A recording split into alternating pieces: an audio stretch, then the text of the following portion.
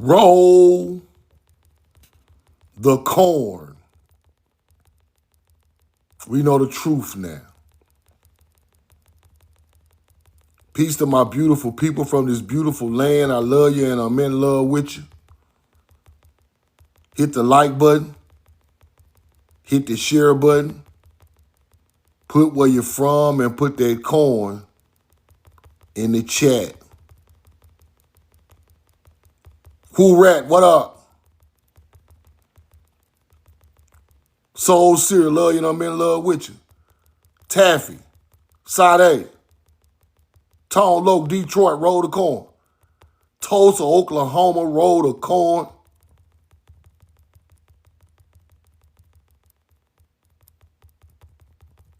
We know the truth now.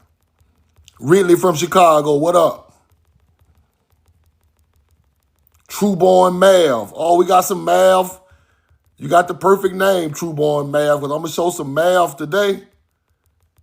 Ain't nobody going to be able to deny this Mav right here. You could build with this Mav. Lady Burden. Rashida Roselle, love you and I'm in love with you. Dorico, Memphis, Tennessee, roll the corn. Everybody follow everybody. It's all virtue and love in the chat. It's all virtue and love in the chat. We don't come here to argue. We come here to teach our history. Above and beyond what everybody else got to say, it don't matter what they say. It matters what the ancestors say. So we don't even take on arguments from tetherers or natives or YT people when they have nothing to do with our ancestors' knowledge. Therefore, it's not their business. Therefore, they've been stealing out of our ancient tombs and teaching our ancient knowledge as if it was theirs. But they try to disconnect America with Egypt and Samaria. You can't do that. And I'm going to show you why. Roll the corn.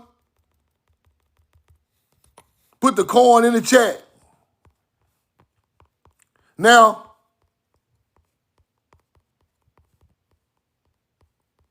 I'm going to say this. Arawak, what up?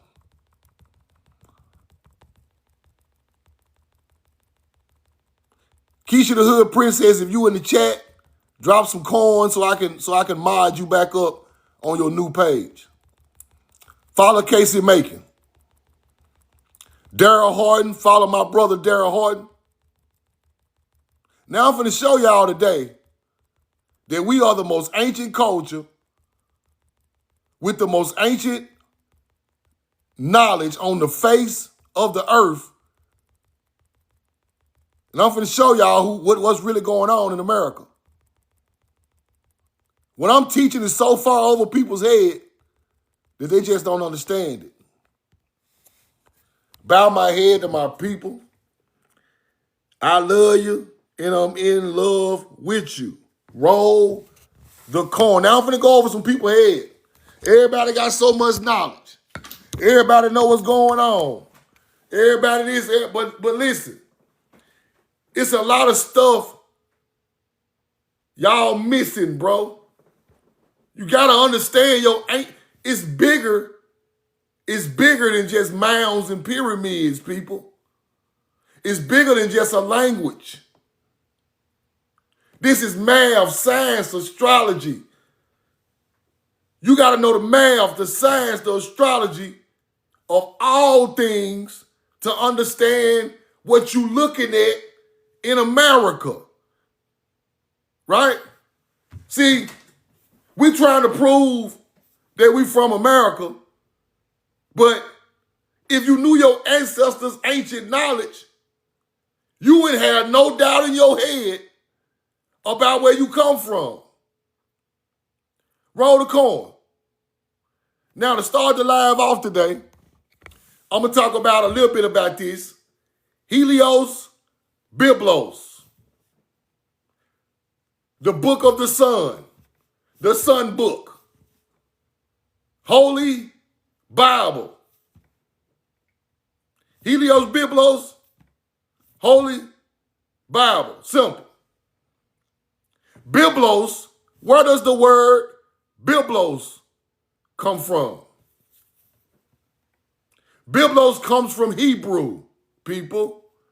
The Phoenicians named the city Byblos, which they produced the papyrus papers that wrote all books in history. Let me say that again. I told y'all the Phoenician is from here. They produced the paper called papyrus, which all ancient writings are written on, in a place called Byblos over there in the Mediterranean Sea. So before a book was even written, we created books first, languages first, and it comes from a seafaring people who brought this knowledge to the Mediterranean, Egypt, and the Middle East. You get it now? So if Egyptians are writing on papyrus, they are writing on something that was created in America, because their knowledge was brought by our people over there. Yes, Byblos is Paleo-Hebrew. The same papyrus papers everybody writing on, we created it. Roll the coin. Now I'm going to get a little deeper into that, but I'm going to show y'all what I'm talking about. That's in America. That's crazy, right? Let me end this off. I'm going to do another live on this later. But Byblos, meaning book, comes from the ancient Phoenician city of Byblos. They come from us. The name of the Bible, the papers it was written on, all of that come from an ancient Paleo-Hebrew people who sailed from America to the Mediterranean Sea. Byblos was a crucial trading port for the Phoenicians, especially exporting papyrus, a writing material made from reeds, people. Made from reeds. Egypt said their ancestors came from a field of reeds. Egypt said their ancestors came from a field of reeds. That's where you go back to in the afterlife. Am I lying? We had reed boats from America, shellacked down with black tar called bitumen. And we sailed from here to there, made the paper, the boat, everything out of reeds. This way more than critical thinking. This is the truth. This ain't critical thinking. This years and years of studying our history. You can see it. Watch this. Egypt stated in the afterlife, you go to the field of reeds, paradise.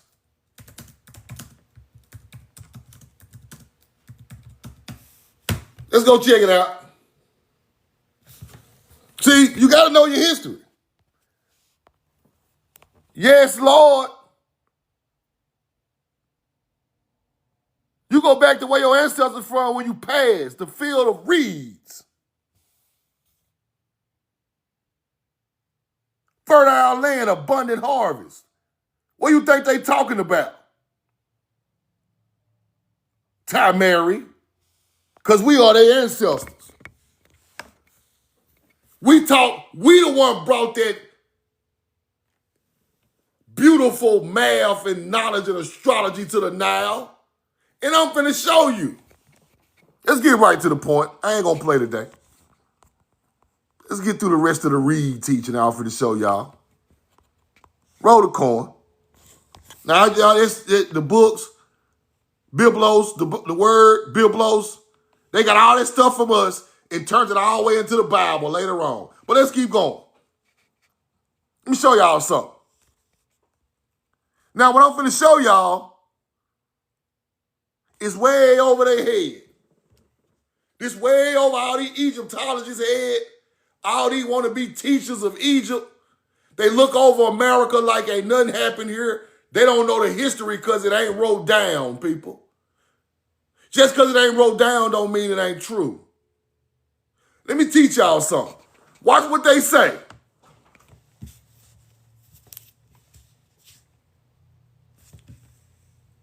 Clay pipes, battle axes weighing 15 pounds. A small battle axe, right? 2 teeth worn down on gums, jawbone of some mound building females. A brick, undersigned ridge, exhumed from an Indian mound in Lee County, Arkansas. Lee County, Arkansas in July 1875. In the locality above mentioning, there are 3 mounds or forts situated in the angle of a triangle. 3 mounds situated at the angle of a triangle with the baseline running along the edge of the swamp. The mounds on the angles resting on the edge of the swamp are 104 by 52 yards in diameter, respectively. Let's stop right there. Stop right there. The 3 mounds shaped in a triangle on the edge of the swamp are 104 by 52 yards in diameter. Stop right there. If you know your history, you know exactly what that is, people. We always talk about math and all this space knowledge and all that. Why don't nobody know what this is? 104 by 52.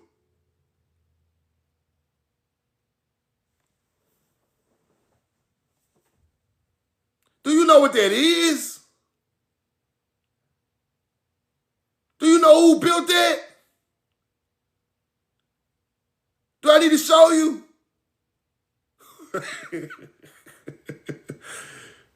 Woo!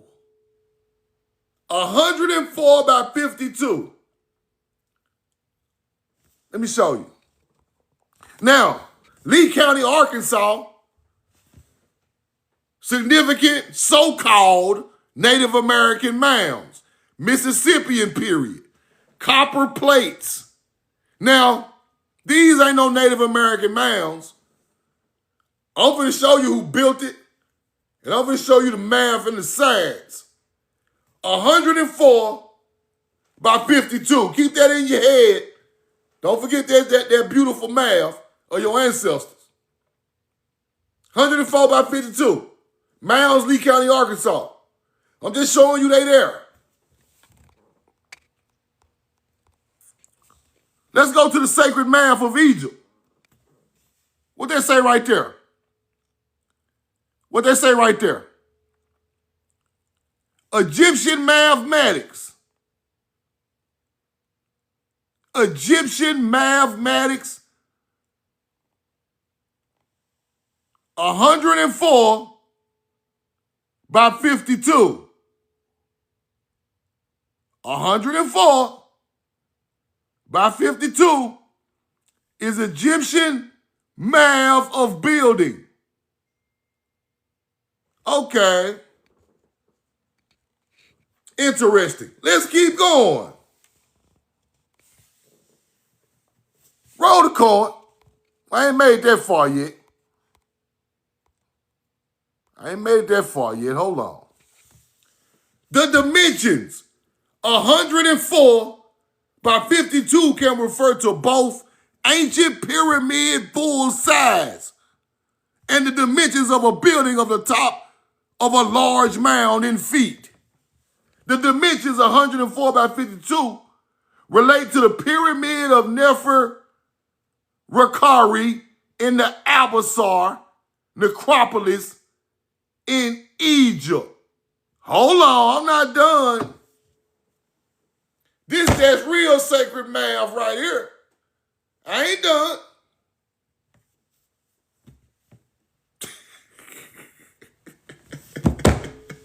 Roll the card. We are the ancestors of these people. It's the same damn math. Let's keep going. 104 by 52. Very close to the size of the buildings. Monk's Mound. Monk's Mound, damn near 104 by almost 52. Okay. Monk's Mound. Let's keep going. 104 by 52 is strongly connected to ancient Egyptian system of measurements. Specifically, the royal cubit.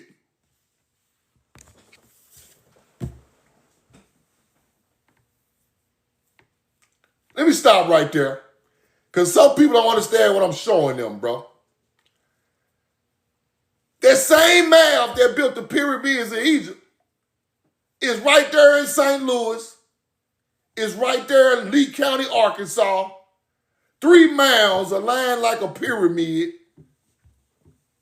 with the same layout of pyramids in Egypt. Earthen mounds are older than pyramids. That's a fact. Let's keep going. 52. 104. 52. The King's Chamber of the Great Pyramid is 104 millimeters, 524 millimeters. When you bring it bigger, it's 104 by 52. This is sacred math, nigga. This ain't no motherfucking shit I'm making up. I ain't speculating about what this is. I know what this is. It's called the royal cubit. Now, if the royal cubit is in Arkansas, in St. Louis, before Egypt was built, this the first royalty. Because the math and the science come from the Mississippi River. Do you understand what I'm trying to tell you? Fuck all that speculating. We know the truth now. Don't do no fucking speculating. When I go research, I come to prove. I don't come to... I ain't no conspiracy theorist, nigga. I ain't no motherfucking alien teacher, nigga. I ain't no goddamn theory-ass nigga. I'm finna figure this shit out because the ancestors gave me the basis to figure it out. I'm not listening to no YT, no books, none of that. Give me the measurements, the math, the science, how they was buried, what kind of materials they had. Let me go through what we taught. Not what nobody else teaching. Now, before you had all that shit over there, everything was here. So now, hold on, let's go back. 104 by 52. Look how many people was buried there. Watch this. Beneath the mounds are hundreds of skeletons of both sexes. They lay on their backs, their head placed regardless of the points of the compass. Their thumbs of each hand are joined beneath them. The thumbs of each hand are joined beneath them, with the palms to the ground, resting on the ground. The bricks found are the same size as modern day bricks. Hundreds of people. Roll the coin. Now, This is a royal cubit in Arkansas.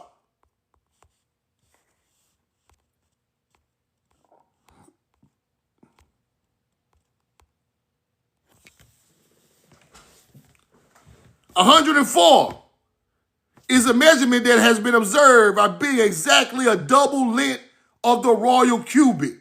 A double royal cubit is 104. One royal cubit is 52. 104 by 52 would correspond to 2 royal cubits or 1 royal cubit. Same math as Egypt. Plume Bayou Mounds, Lee County, Arkansas. This is what they talking about. This is nowhere near this date right here, people. The royal cubit is 3 or 4,000 BC years old. This is not the date of these mounds. These mounds are way older than this, with the ancient math of Egypt on the ground in Arkansas. Let's keep going. Here you go.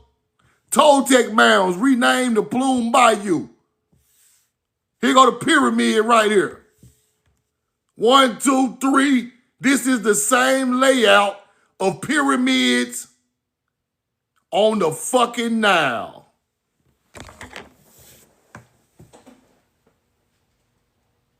This is the same layout from feet to feet of the base of pyramids on the Nile. These are the first people with their sacred knowledge of the royal cubit.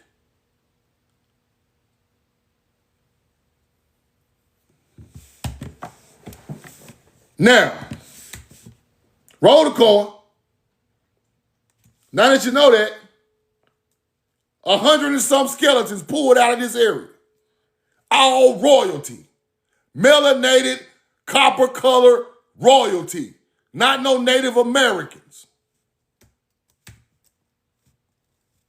Facts.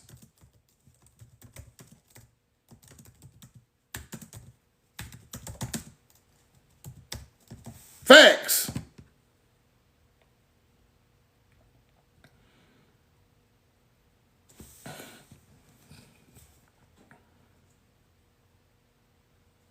This area is in the Mississippi River Valley. It sits on the Arkansas River floodplain near Little Rock, a broader part of the Mississippi River region in ancient times. Now, roll the coin. These mounds have sacred math of the royal cubit, just like Egypt. This bloodline is the ancestors of the first Egyptian.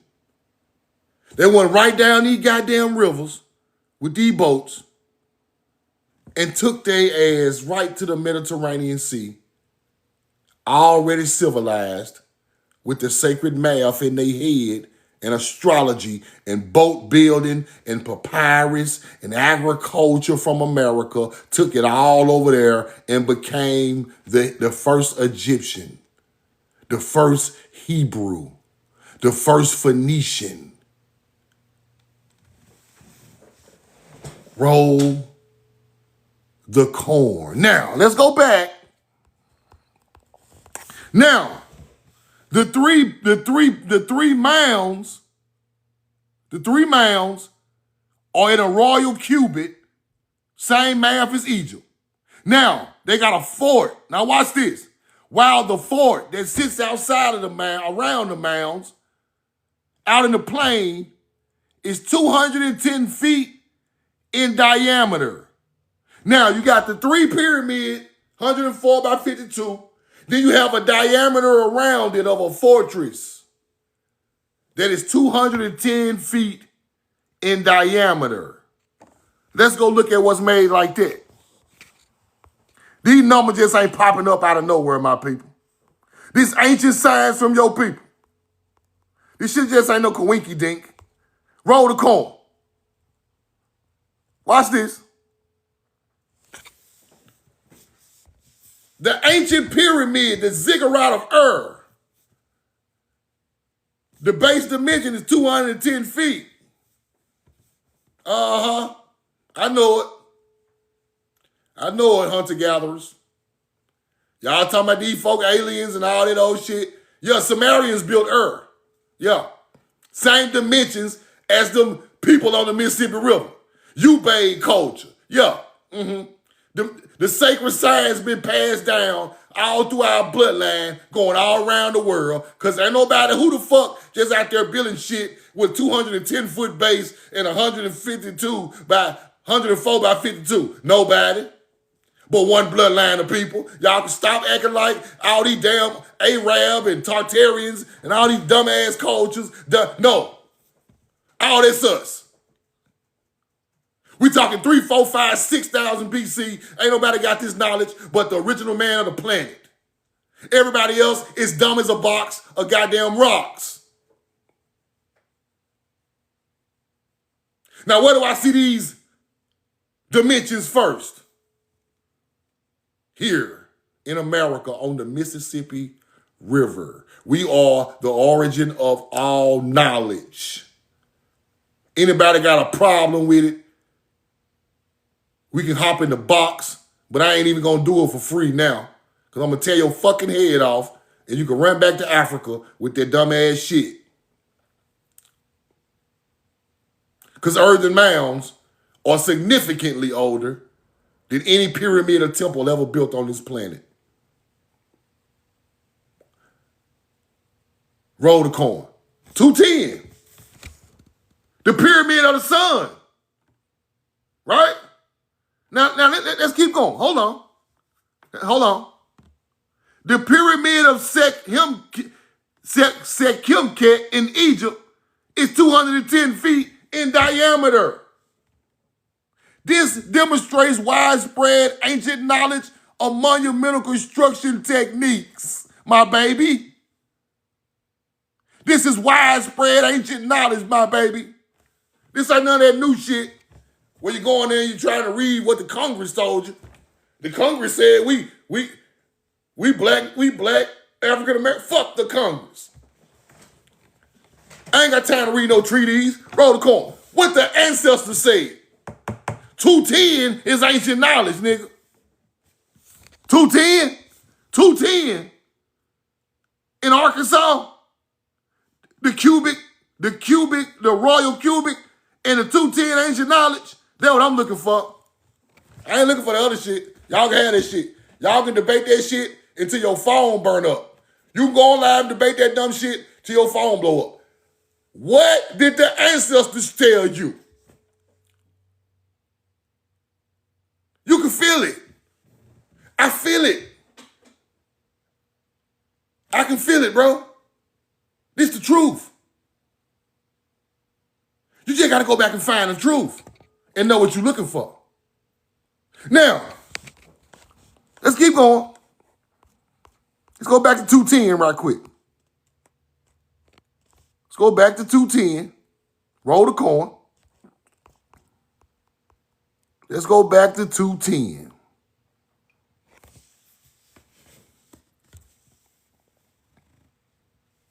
The pyramid of the sun is 215, people. It's right there with it. The Great Pyramid of Cholula, Teotihuacan, 210, my nigga. Right in the area of 215 and 210. This is ancient architectural knowledge.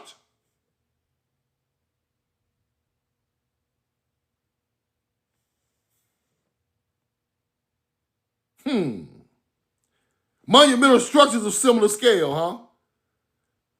You got your ancestors have to pass 104 and 52 and 210 down to you to let you know that is the way we build. Am I right? It ain't fit out the sky. 210 and 150.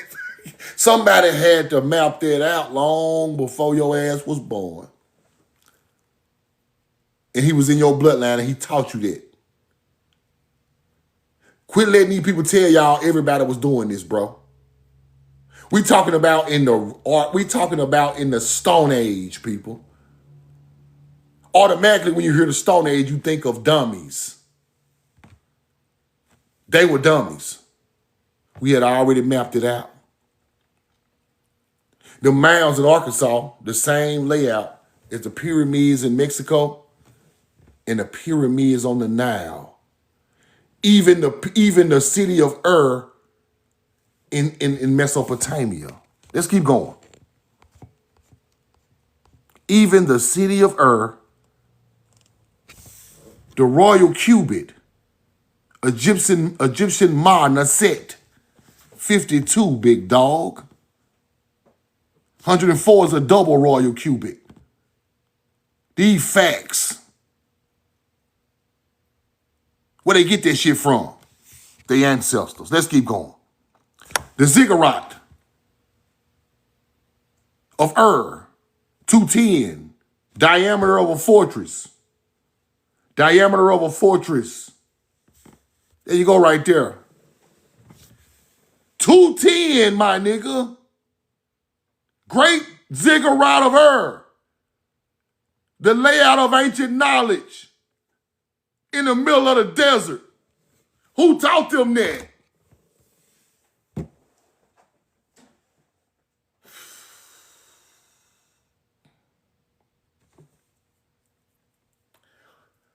This the information that really matter, people. Because you can't hide this right here. You can't hide that. You can't hide this.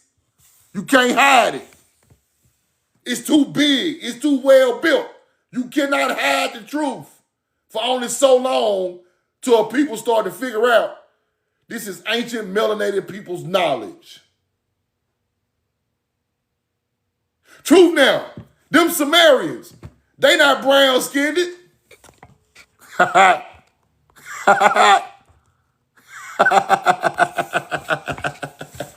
You a goddamn lie.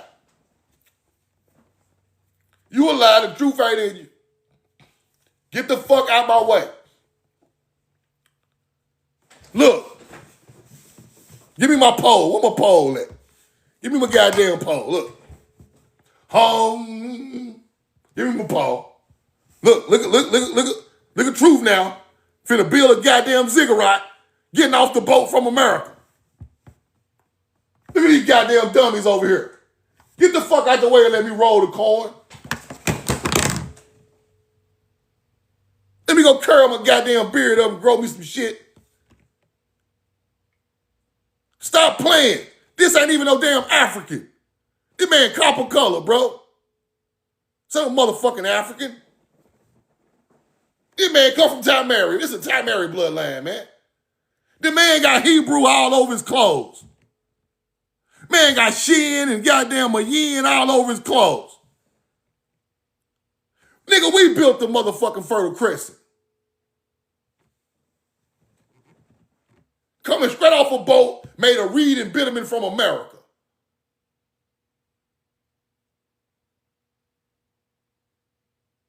You see a white boy? Do you see a Jaguar white boy priest? No. Do you see one of these mixed ass niggas talking about they the fucking priests, the shamans and fucking sages? No. You see nigga look like me. Mississippian fucking bloodline of blood. This ain't everybody's knowledge. Y'all can get on the internet and act like this 4, 5, 6 different motherfuckers' knowledge. No, this ain't no mixed breed ass knowledge. Roll the corn. We gonna bring this shit back to the original motherfuckers who made it. Y'all can steal and try to get y'all some little money off the internet. We finna bring this shit back to where it come from. I don't give a fuck who get mad. You ain't get no scrapes off my people no more. Roll the corn. They said In the old newspapers, they say the Mississippi Delta is the ancestors of Egypt, nigga. And I got receipts. They don't come from no goddamn turtle sheet. They're just another spinoff of the Mississippi. Old Mex is just another spinoff of our bloodline. That shit started up here because the creation story starts with the 7 heads of the river, which is the Mississippi. Not the motherfucking Yucatan River, not Amazon, not the Nile, not Tigris and Euphrates. The creation story come from the silk, nigga.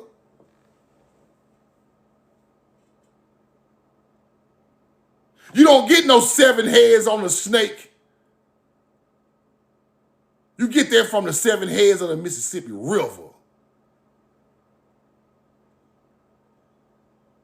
So you better teach it right for truth now come burn your whole program down. Teach it right, bro. From Am Man, from Am Land, you better teach it right. I better not see you teaching it wrong. I'm hopping in your live talking shit. Shut up, nigga. You don't know what the fuck you talking about. Move around. Slapping little niggas upside the head. Move.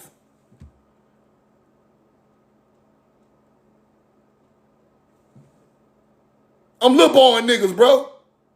YTs, archaeologists, A-Rams, I'm motherfucking scientists, I'm lip on them. Get your little ass in there and go lay down. Pop.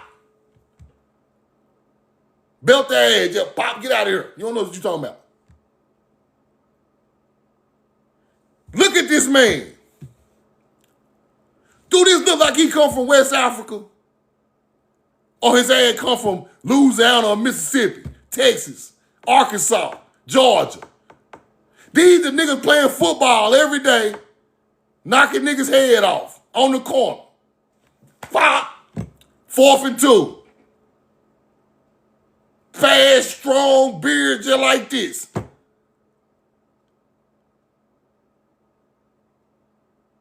This is the oldest landmass, people. We the strongest, the fastest thinkers, the fastest creators. We come from this land.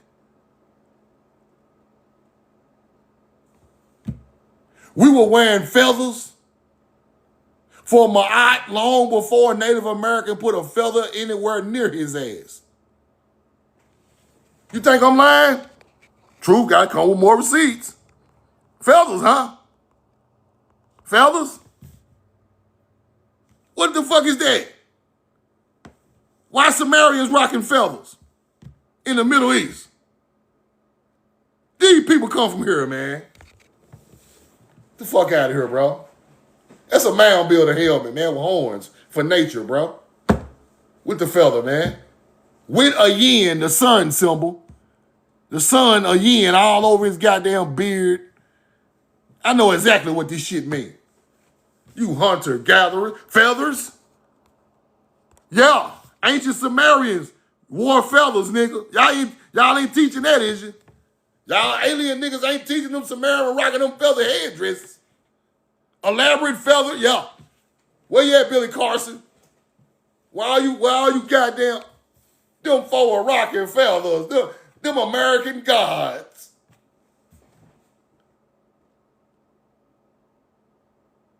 Them American gods. That's why he looks so good with the big beard. Big healthy nigga. Y'all over there starving. Y'all over there with no big beard, healthy, building no damn statues with no food. Who y'all think y'all talking to? Go take that shit to a dummy, bro. Ain't nobody building no pyramid and they hungry, bro. Ain't nobody building no goddamn ziggurat and they hungry, bro. Hold on. Great ziggurat of Ur. Let's go look at something. Just common sense of our people. Ziggurat of Ur. Just common damn sense. We ain't gonna do all that old space age pimping ass shit. Leave that for the conspiracy theories. Ziggurat of Ur Let's go see something. Something basic. Just gotta look at the basics. Just keep it basic. Keep it basic, my baby. Damn, what the fuck?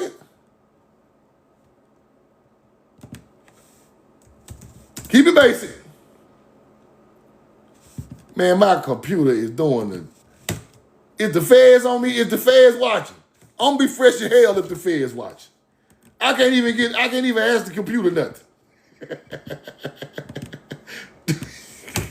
Y'all didn't answer the question? Okay. Y'all some whole ass protocol. There we go. Okay. Now, if our people left America, a bloodline, and came, right? They had to put agriculture in the area. Let's go look. Let's go check that out. Let's go look. Yes. Surplus that supported his construction and maintenance. Terraces for vegetation.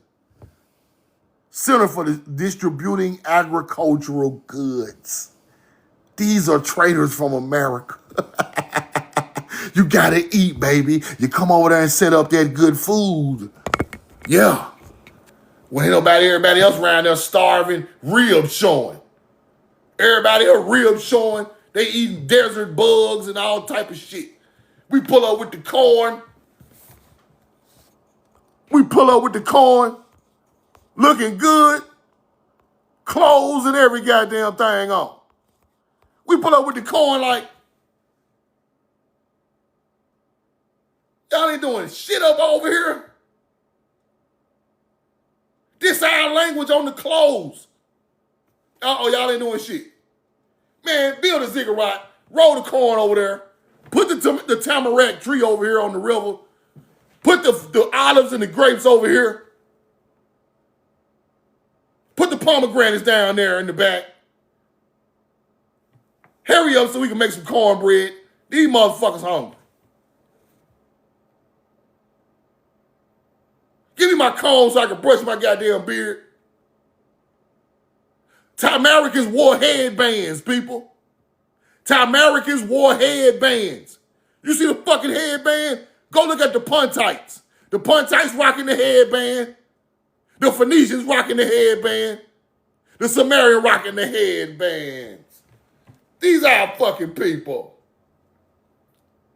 And then when you become a chief, you wear feathers. These are those goddamn aliens. Roll the corn. Then what happened when we pulled up? We were looking like this, and they were looking like this. Hold on. Because their culture is not older than ours.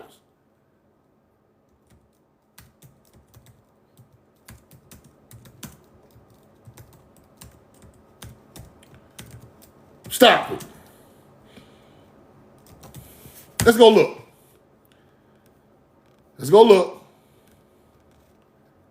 And I'm not trying to be funny. I need a depiction of our ancient Africa. That's what I need. Roll the corn. We wasn't dressing like them people. We didn't look like them. Our culture was different. All that. Roll the corn. Them people they were in the sun all the time, so they were jet black. Our people go through winter and summer. We built for both of them. YT people not built for nothing but the cold, people.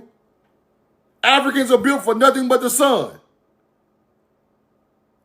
Our people are built for everything the earth throws at us. I can go live in Canada. I can live in Florida. It don't even matter. Their cultures are not equipped.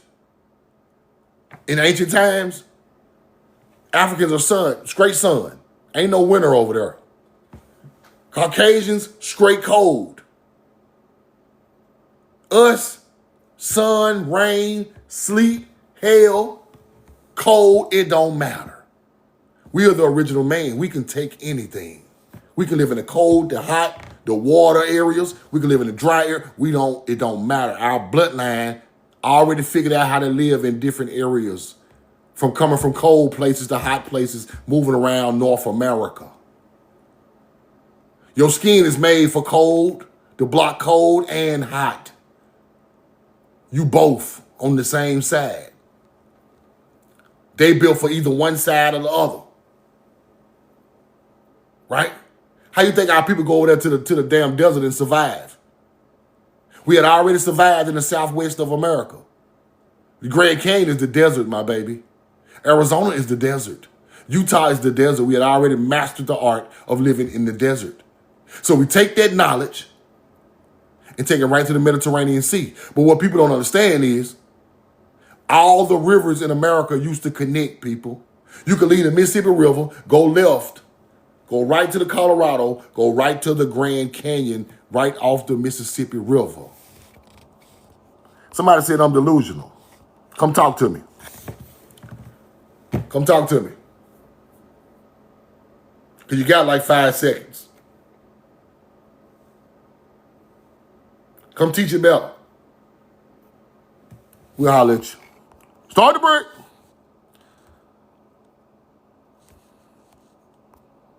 Now, the mound building culture went into the Grand Canyon. Those are the people that look like Egyptians. It's the same bloodline of people. They built all of these dams in America to block that area from connecting again. That's why you got all these damn dams over there, a dam by Colorado, dam over here, blocking all the rivers from touching the Grand Canyon. You used to leave the Mississippi River and go straight to the Grand Canyon. Facts. Now, the red silt that was coming out the Grand Canyon, going into the Bay of California, is the real Red Sea. Because the red silt of the river running through the Grand Canyon, it came out red in the Red Sea, the Gulf of California. The Red Sea over there is a remake. It's a fact. See, I don't even get into all that, but I'm going to talk about it today. Now, let's go back through some more newspaper clippings. Let's go back. I ain't done with that. Now, to show y'all I ain't lying, earth mounds are older than ziggurats. The 210 diameter started with earth mounds. Then it went into ziggurats and pyramids and shit. The LSU campus mounds are older than anything in Samaria. Just give you the basics. Right? Earth mounds. Watson break. 3500 BC. The Sumerian just was getting started around that time. The Ubaid period. 4300 to 3500 BC. Right? So our people already had built ancient mounds 6,000 years old. And they jumped off. They jumped off around the same time.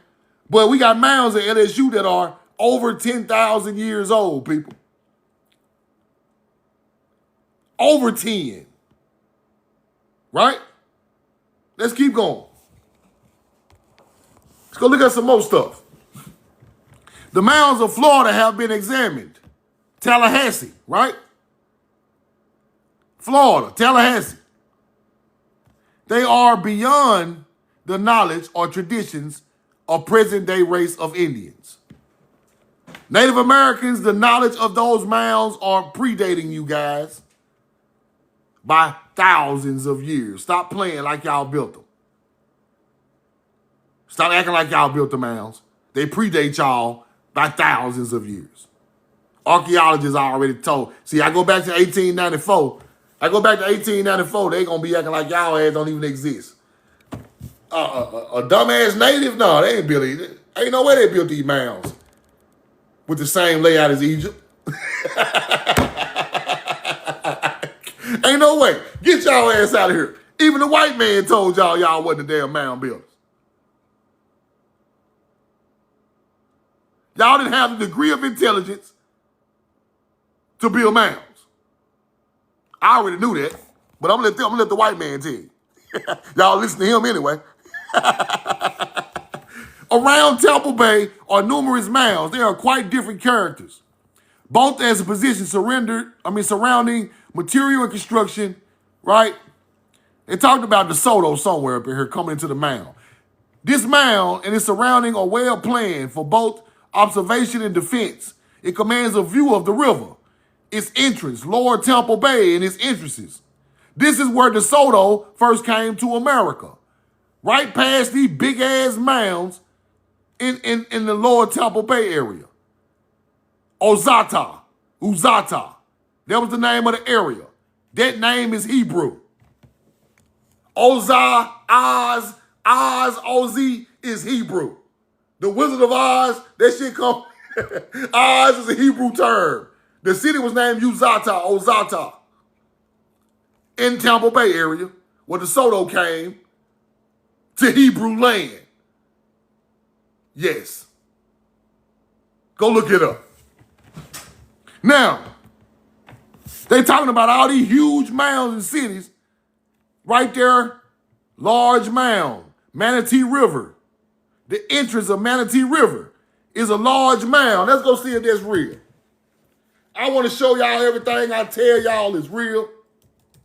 Manatee River mound. It might not even be there no more. Is it there? The Manatee River mound likely refers to the Portavent Temple mound, Sneed Island Temple mound. See, they changed the names, right? Let me show it to you so if you live in that area, you know what I'm talking about. Emerson Point, the largest temple mound in Southwest Florida, right? Manatee River, right here. Huge mounds. Roll the coin.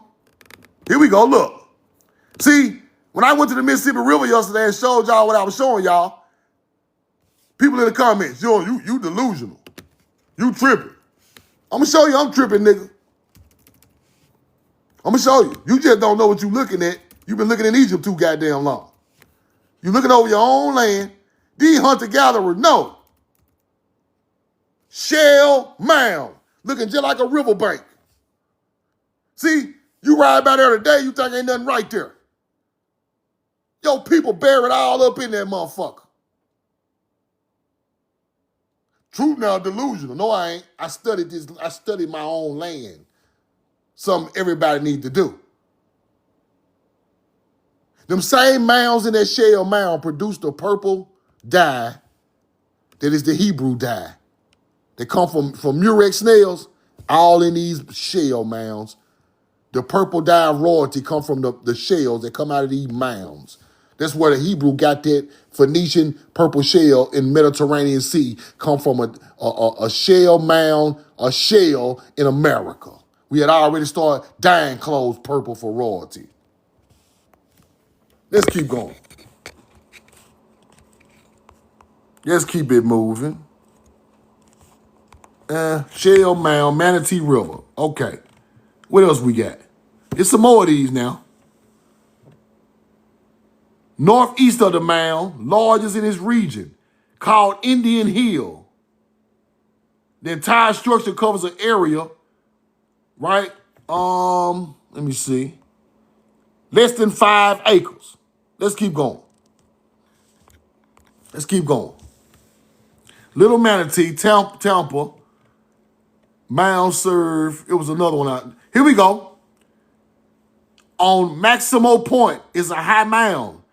At Papia Bayou entrance is a large hill mound, the entrance to DeSoto Harbor. This is where DeSoto came into America, people. Hebrew American turned into American Indian mound. The real Southeastern Indian built these areas.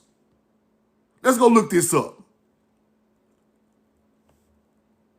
Papya. Papaya Mounds, Florida. Let's go check that out. Roll the corn. Papaya trees. Here we go. See, this is where your history lie right here. This is where your history lie. Papaya mounds in Florida refers to the planting papaya trees on raised mounds. Excellent drainage. Excellent irrigation. Ancient culture did that. Vital for preserving root rot in West Florida soil, especially in areas of high water, right? Papaya grown heavily in South Florida, Miami-Dade. Papaya. Papaya. Okay, hold on. Hold on. Hold on. Wait.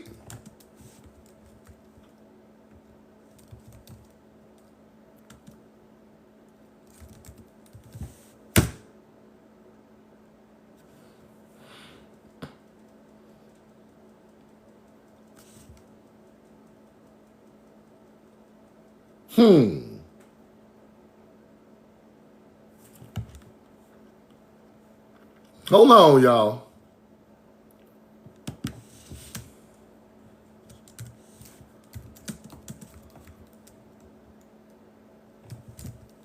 Hold on, I got to figure this out. Hold on.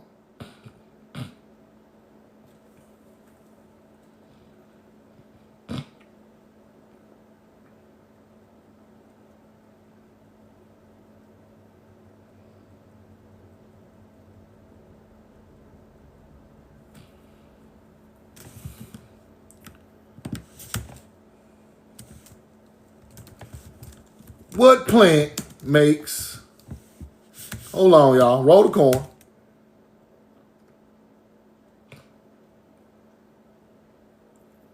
Papyrus.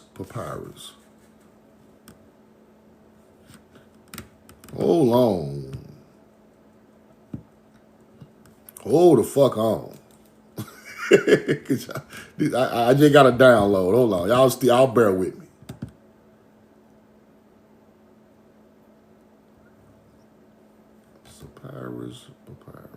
Papyrus.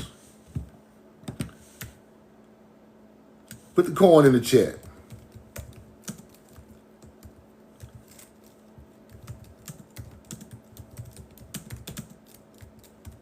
It better not be there. Oh my God. And there it is. I knew it though. The words go right with the words. Now, papyrus is found in Florida. Interesting. Let's go back here. Papyrus, made of aquatic. It's on the Nile River, right? We all know the Phoenician brought the papyrus. Damn. Now, the same plant that makes the papyrus, the ancient writing tools of the Phoenician and Egyptian, is found in Florida, around Mounds. Now,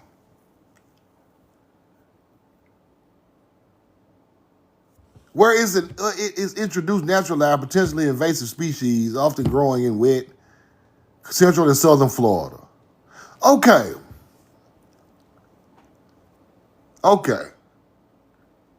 Now y'all see that, right? In Florida, the same plant that makes the papyrus papers. Now let's go look at something else. Let's go check one more thing.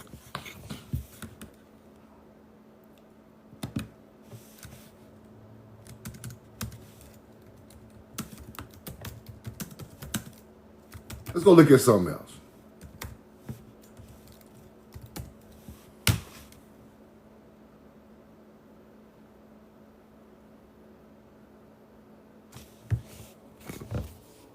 This is how you break the code right here. Right in your face, live and direct. Phoenician traders instrumental in spread of This papyrus products, but the plant was primarily cultivated by ancient Egyptians. The Phoenicians likely introduced the plant to areas like Sicily and Greek, but the Egyptians were the primary growers of the manufacture. Now we getting deep. Now we getting into something. Do y'all see what I just did? Y'all see what I just did? Now, they say the plant is native to Africa. Grows in the marshes of the Nile Delta. It grows in the marshes of the Nile Delta because we planted it there. You hunter-gatherer ass computer.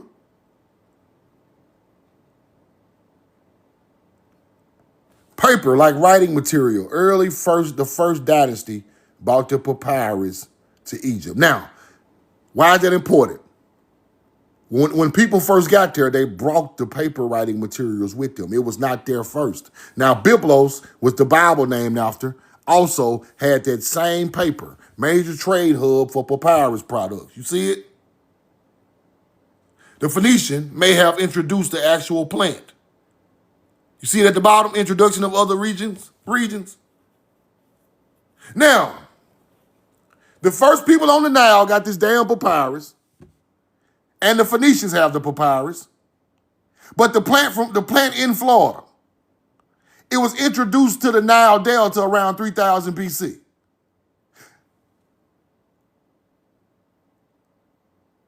That's our shit too. That's our shit. Let's go look at papyrus papers. Ancient. Let's go see if Hebrew wrote on the motherfuckers. Let's go see.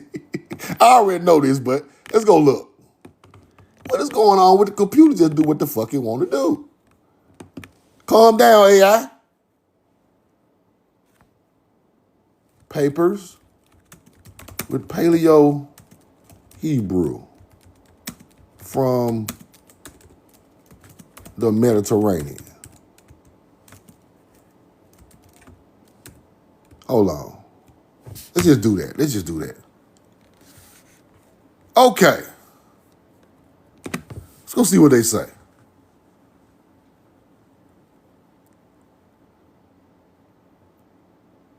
Blank papyrus paper from writing and replicas of ancient papyrus with Hebrew texts available for purchase. What the fuck are y'all talking about available for purchase online for?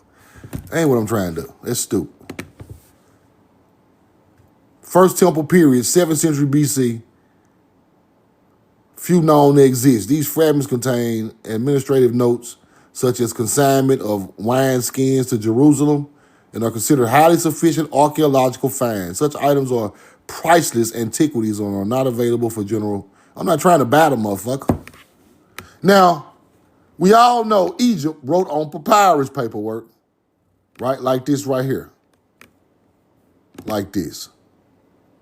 Something that looks like kind of like this. Right here. See handmade papyrus? They wrote on things like this. And the ancient Phoenician wrote on things like this. So that plant is in Florida.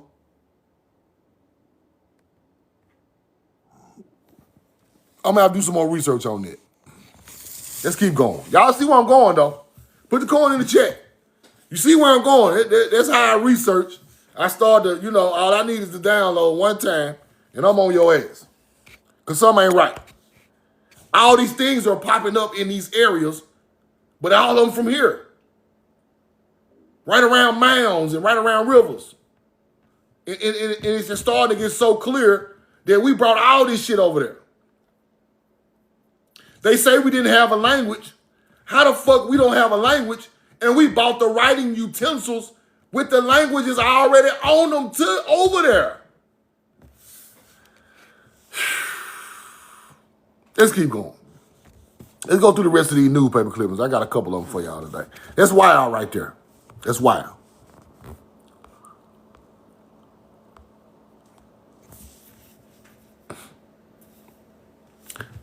The sides of the channel of the Hillsborough River and Tampa Bay are both marked in the same way. channels, north and south side. Ancient pilot to enter the bay. Now watch this. By the marks, it was made possible for an ancient pilot on the river to enter the bay in the darkest night and aided by characteristic lights placed on the mounds as called for by the pilot's signals. Follow these lines to his destination, all of which indicates an extensive commerce carried on by a people having a high grade of intellectual and executive ability, such as rarely found existing apart from the dense population. Now, why is this important? This is showing that we are seafarers, people. We had mounds coming into the bay with lights, a lit fire on top of the mound, guiding you back into home, right? Guiding you right back in. And the people on the boats still saw these mounds aligned with these lights, right? They were seafarers. So this is showing you we going out at sea, right off the coast of Tampa Bay, right across the Atlantic. Nigga come home like, man, they go to Lighthouse. They go to Light Mound right there. Park the Cadillac boat right there by the mound. Park the lake, man. We've been gone too long any goddamn way. We are the seafarers. We have port cities, ancient port cities, with mounds with lights, which became significant to the lighthouse. Roll the corn. Let's keep going. Now, yesterday, I was talking about the Vicksburg Military Park. People getting in the comments, acting like ain't no mounds out there. They call it Indian Mound, but then they gonna come back and say, it's a man-made hill. Get the fuck out of here. Is that a man-made hill you hunter-gatherer? You hunter-gatherers. That's a man-made hill. Stop it now. That's a man-made hill right there. Stop it now. Is this a man-made hill right here?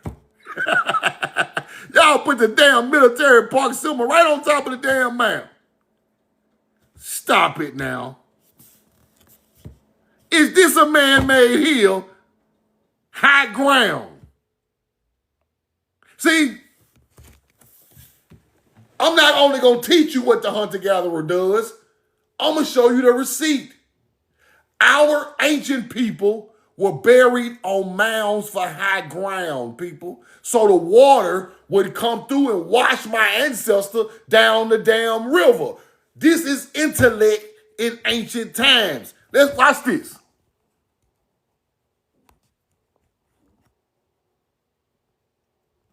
Mounds built by a race of Indians who inhabited the continent anterior to that which were found here on the discovery of the continent.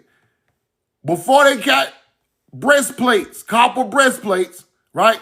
Mounds found already here. They ain't got nothing to do with no Native Americans. But let me show y'all what the YT people done and buried themselves in our places. Point to the great mound prehistoric race has erected on both sides of the river, commonly called Indian mounds. Prehistoric. Many of these mounds have been taken possession of by planters, and where they do not exist, the planters have already begun their erection. On these houses and barns are built on top of the mound. Cattle pens are erected, and they are served as most efficient havens during the time of overflow of the river.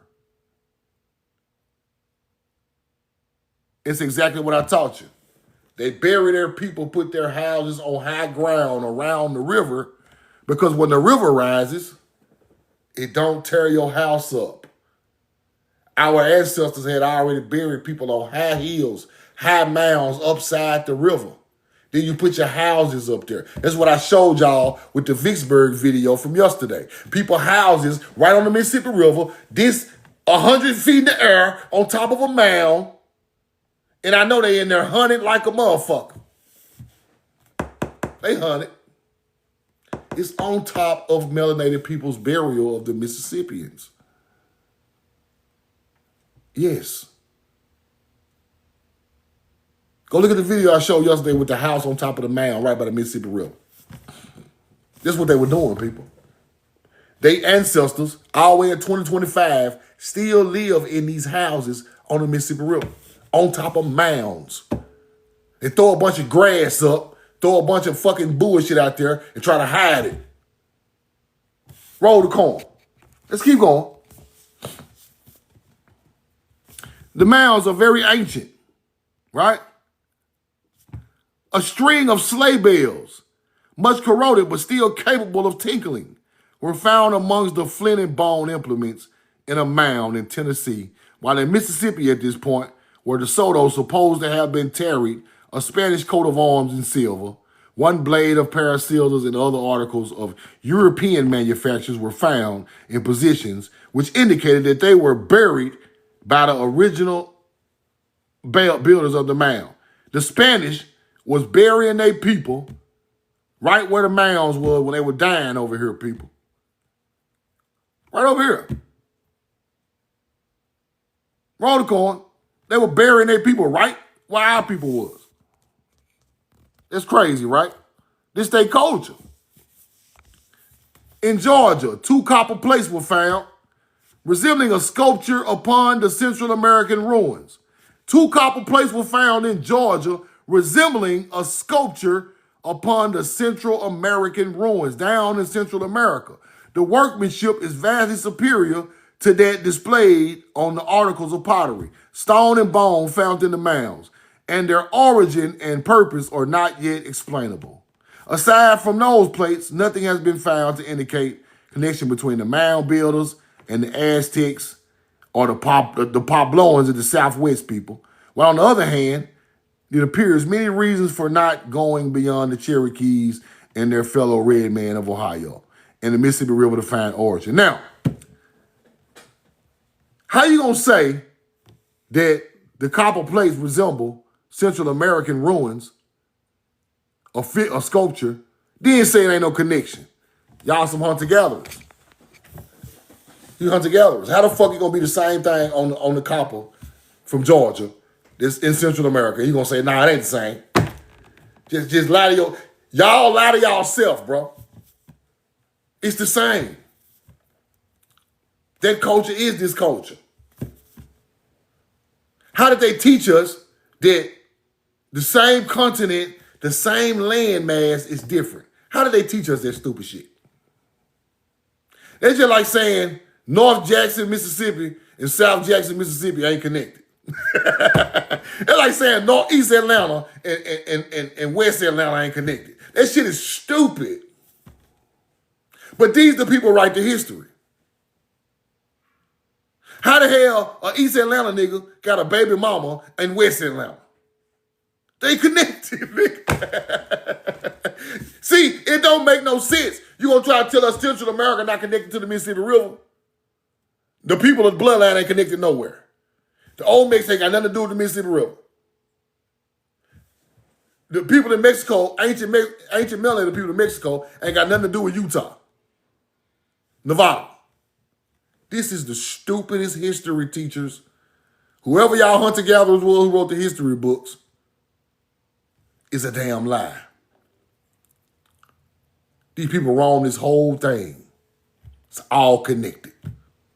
All of it. Roll the corn. Now, this is the Shiloh National Military Park. Shiloh National Military Park, right? What's that right there? I told y'all they put this shit on top of our military parks. They go to Indian Mounds right there. They are building military parks on top of your ancient culture, just like Natchez.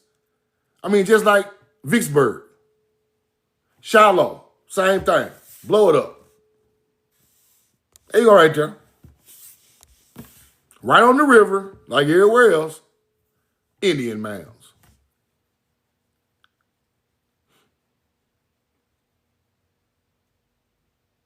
You start burying your people on this land because it's high. YT man come right out there and start burying his people right out there where yours is. Simple math. Roll the coin. Now, let me go back and show y'all this one more time for the new people in the chat.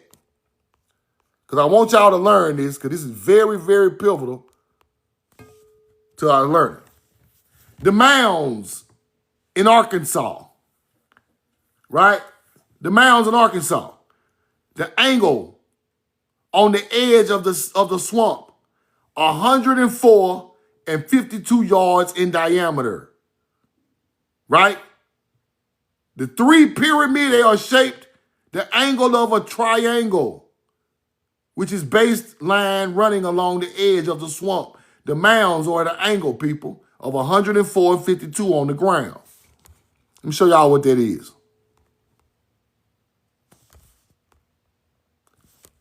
104 by 52 can refer to ancient pyramid full size, people. The dimensions of building on top of a large mound in a pyramid. Let's keep going. Let's keep going. Roll the coin. Show y'all. 104 is a double royal cubit. 52 is a royal cubit. 104 is a double royal cubit. This is ancient melanated people's math. Lee County, Arkansas, Plume Bayou Mounds. These mounds are in a dimension of 104 by 52. Right? Royal cubit, 52. 52. Right? 104, 52, multiples of divisions of standard royal cubit. Royalty is buried out there. Let's keep going. Roll the coin. I want y'all to learn this. 104 by 52. Strongly connected to ancient Egyptian system of measurement, specifically the royal cubit. Now let's go here. Here you go. Think I'm bullshitting? You think I'm bullshitting? Egyptian cubic rod. Mayan cubic rod. 52. 52. Who done it first? Truth. Who is the creator of this knowledge? 104 by 52. Mounds. Plume Bayou. Right here. We are the ancestors of the fucking Mayans, the Egyptians, the goddamn Olmecs, and the Sumerians. They got the same royal cubit. You get it now? Roll the coin.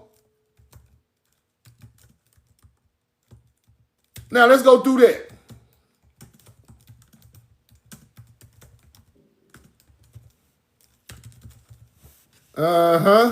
This is how you break code right here.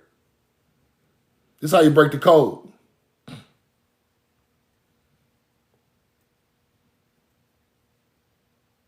This is how you break the code. Watch this.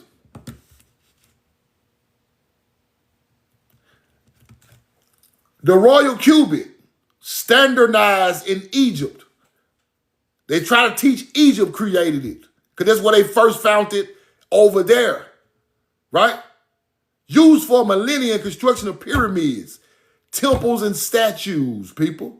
The royal cubit system, the math of 104 and 52. 52 is the number, people. Right? Now, it says the royal cubit might have been used in the creation of some Olmec colossal heads. Really? Really? the royal cubit might have been used in the creation of Olmec royal heads, colossal heads. I know it was. Ain't no might be. Right? Now, hold on. Let's go look around a little more. We know the Mayans got it. Because here you go right here. Mayans got the tool. We know they got it. We know the Olmecs and the Mayans got it. Because the Mayans got it.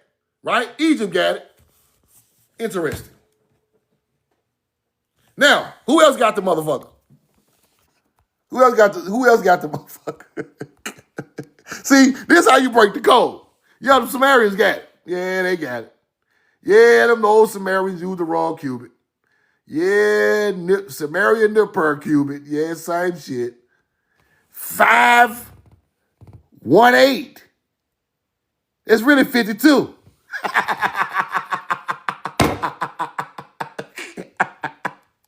Oh, shit. 518.6 millimeters is 52 millimeters, which is the ancient science of Timeri. Stop fucking playing with yourself. Get your mind right. There you go right there. Yeah, 52. You double it for a royal cubit, you get 104. Nippur. Yeah, these Americans. The fuck out of here. The royal cubit. Let's go look around at some royal cubits. Who taught this shit? Calibration of building, measurements. Who taught all this? Who taught all this real nigga shit? The royal cubit. Principles of old Egyptian construction. The old royal cubit. Yeah, who came up with that? Hunter-gatherers. Now, this is where the Freemason comes in at. See, once you know your ancient math and science and your building layout, you know your building layout is 52, 104, 210 for a big building in diameter. Now we know. Now let's go look around a little more. Now you understand that. Here you go.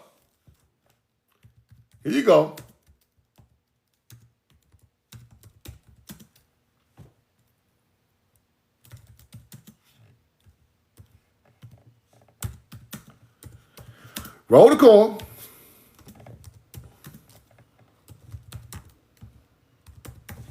Oh, oh, oh. Watch this. Watch this shit. Watch this now. Let me show you.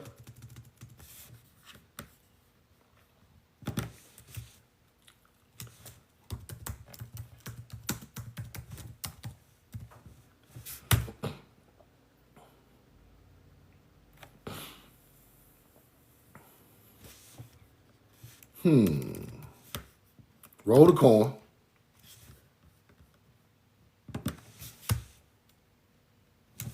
Hold on, give me a second.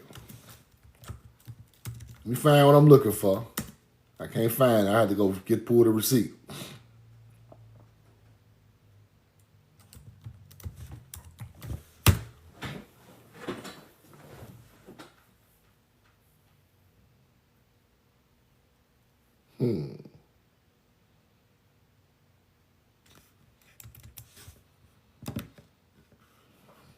One more thing.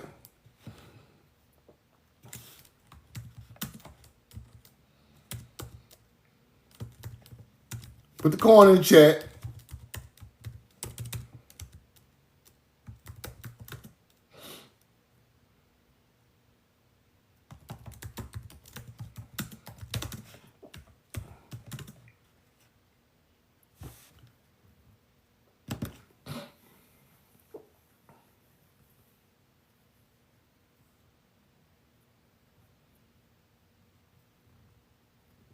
Now,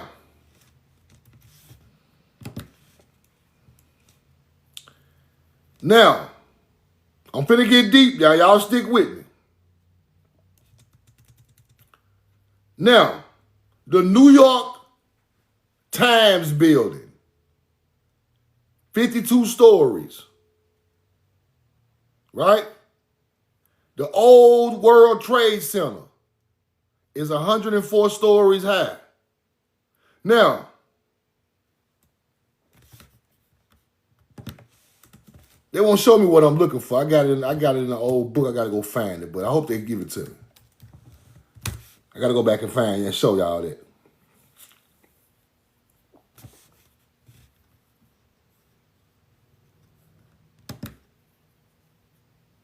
Now, ancient architecture, 104 by 52, right? Now, if we use that basis of math and blow it up, right? 208, 104, or bigger and bigger and bigger. You start to look at the base of the buildings, the Tartarian style buildings. They're going to be right aligned with that number. You just got to multiply it to make it bigger, right? Multiply it to make it bigger. That's all you got to do. It's going to be right. It's going to be the same base mathematically. You just multiplying to make it bigger, right?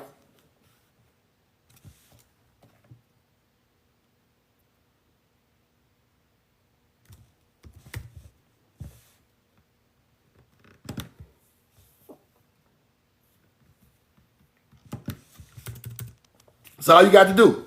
You use the math and you stay grounded, right? You stay grounded. That's all you got to do. Now start looking at these buildings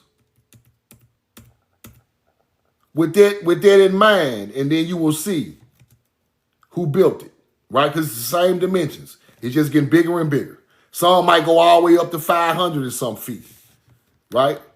But it's a multiple of 104 and 52. It's a multiple of 52. I'm going to say it like that. Multiple of 52. I was looking at some old shit and I can't find the receipt though. But it had the multiples of 52 making the Tartarian buildings at the bottom. It was like 316. It was 52, 104.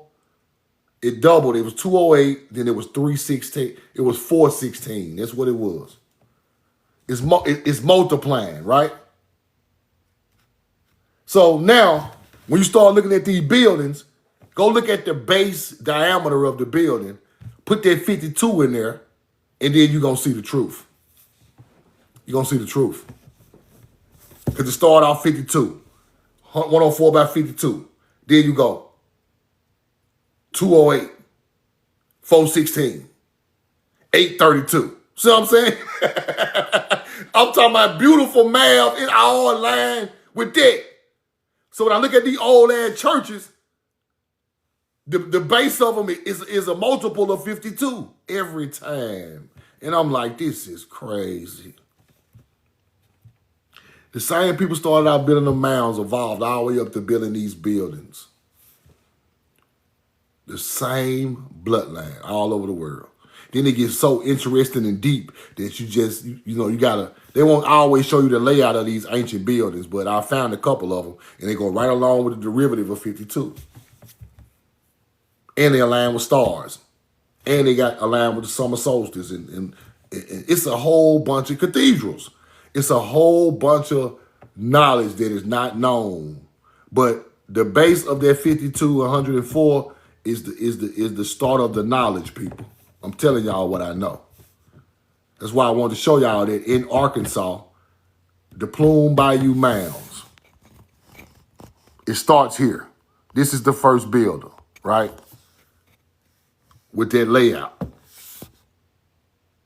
104 by 52. There you go right there. Right there. Then 210 is significant with a fortress.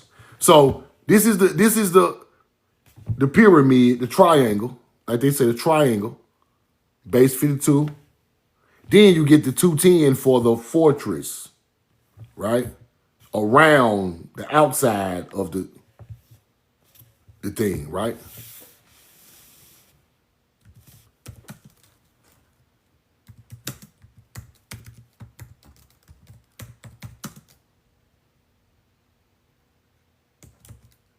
Let's go look around a little bit more. Let's go look around a little bit more. Let's go look a little bit more.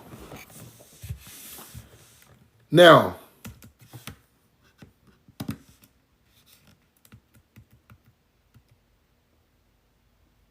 the Roman fort, ancient Roman fort, 210 feet diameter. The Bronze Age, it makes sense. Makes sense.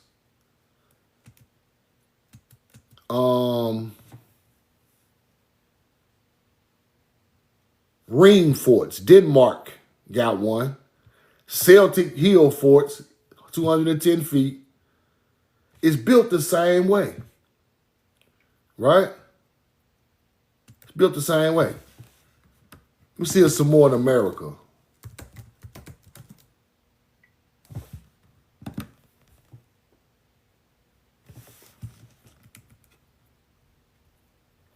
Now it says 210 feet is significant with the platform mounds from cultures like the ancestral Puebloans or the Mississippian culture common in the American Southwest, Mesa Verde, Cahokia. Defensive walls are large public spaces with signs indicating community importance. 210 feet diameter, a large circular plaza, fortified defensive walls. So the fortress is always 210 feet.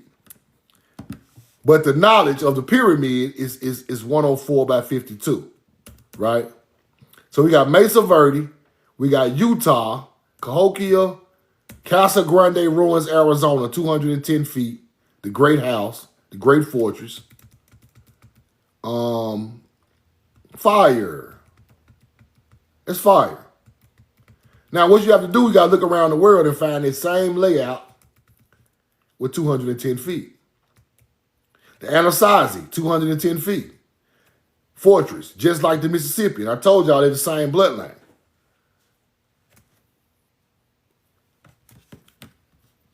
Then, it's deep right there. And let's go look at what I can find about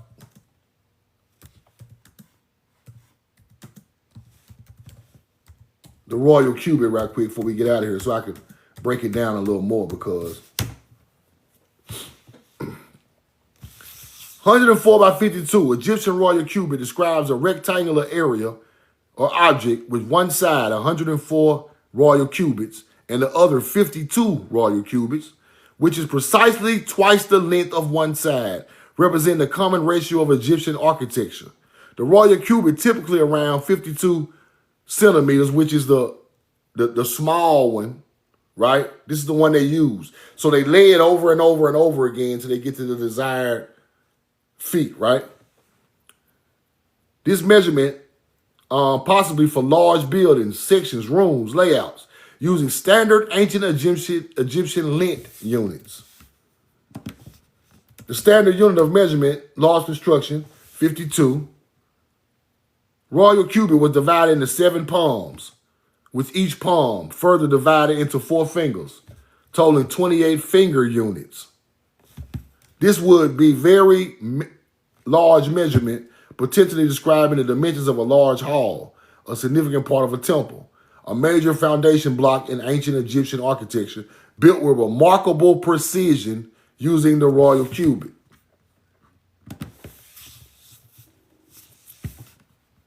That's fire.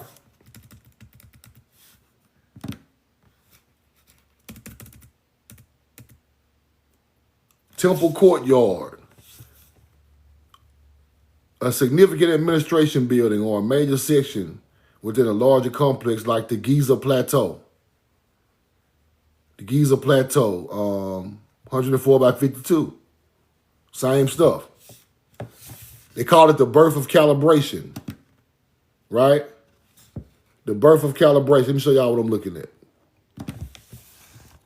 The birth of calibration.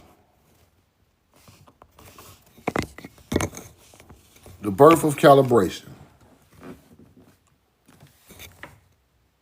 Royal cubit.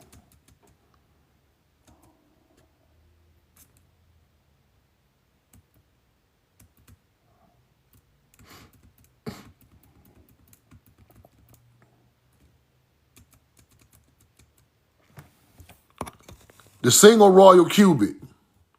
Master.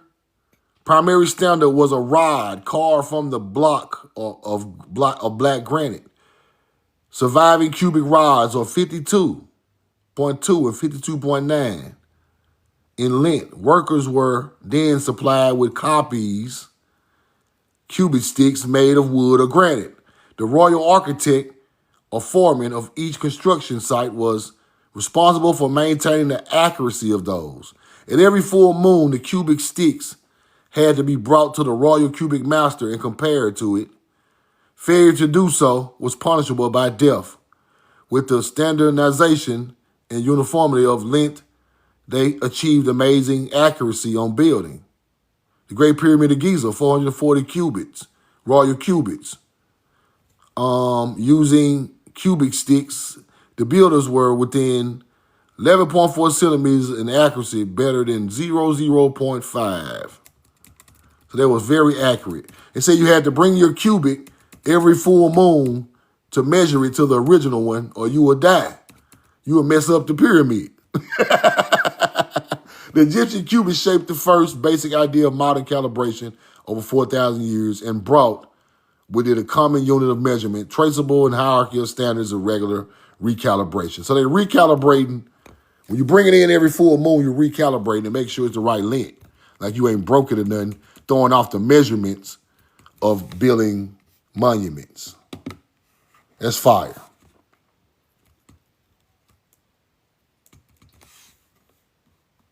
Let's go look here.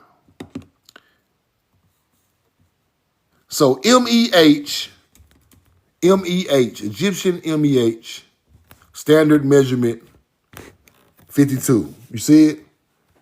Forearm plus a palm. A builder. So it's Ma, MEH. See that? Let's go look at something else.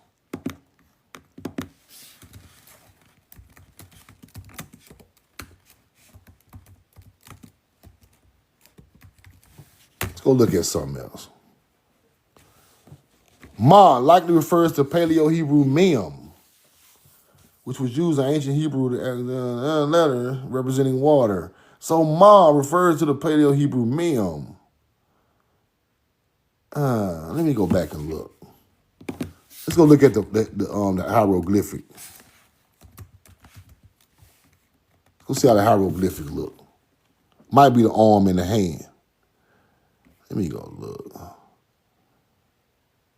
M sound representing by the owl, potentially the verb ma, meaning to fill, become full. So this is the royal cubit, they say. Right there. Minus what? So the hand and the arm is yad. I know that's yad. There's some type of builder, some type of worker. Now, the mound builder artifact with yad on his face is kind of the same as this arm and hand, which got something to do with some type of ancient builder. That's fire. That's fire. Let's look a little more.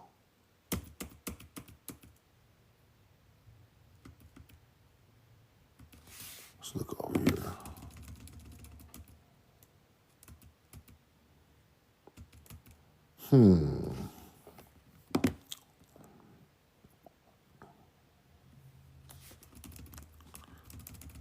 That's the wrong one.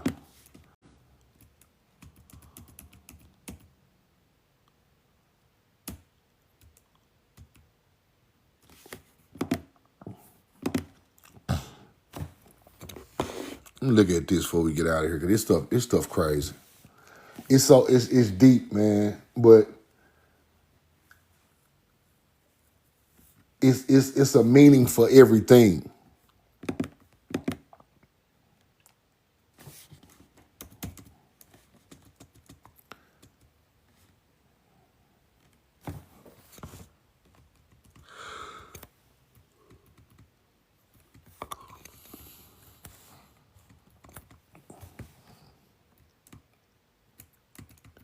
Now this is supposed to be it right here.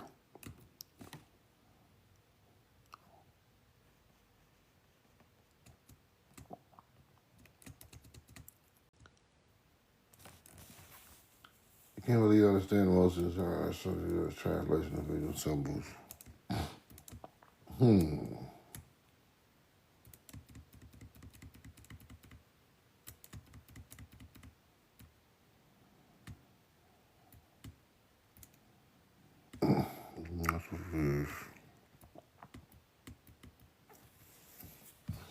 Now they go to hand symbol, but now look at this. Now, if we know this is some type of work, this is yad, some type of work, then you see the block of stone, right? Is this some type of meaning of working, moving the stone, like working stone? Because I know this is, in Hebrew, this is yad. Then you got the stone block, right? The builder with the stone blocks. So it's some type of working the block type hieroglyphic, right? This is deep. Yod, I'm sorry. But it's a couple different ways to say it, but this stuff it's all the same. It's just it's a code that it's hard to figure out. It goes with the other language, but now this part got something to do. I really think there's like the entrance, like Judah had the entrance of the lions. The two lions at the entrance, they got something to do with that. That's the only thing he can have. That's all I can see, right? Now we know this is Samek, the pillar.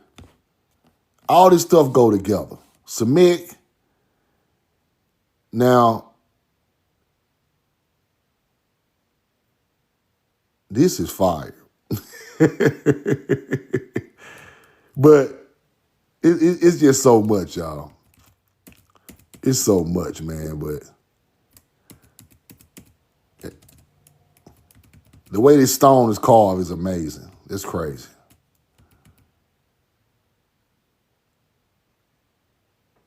Now I know what this is. This is still the serpent, right? There's some type of water. There's some type of mound. That's Paleo Hebrew right there. But this is the devourer of the underworld, right? You put the alligator with some type of monster. It's the devourer of the afterlife. Now this is fire.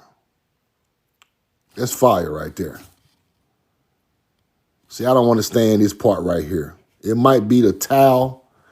I don't know, but I know it's some type of pyramid structure, but the middle of it is interesting. It got so many different meanings. I mean, we got to figure out the real meaning to this stuff because they be lying about the meaning of it. As you can see, some type of mother goddess having a child. That's crazy. Look at that. Fire.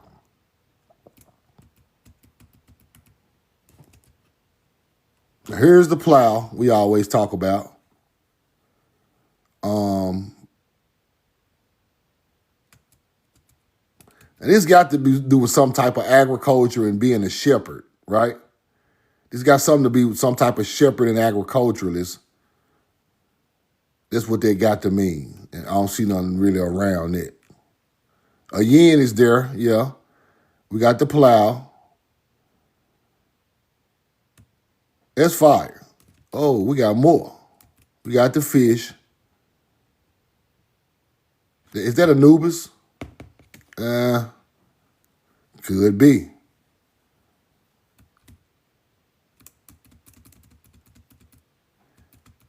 Now I know this is the headdress of a pharaoh.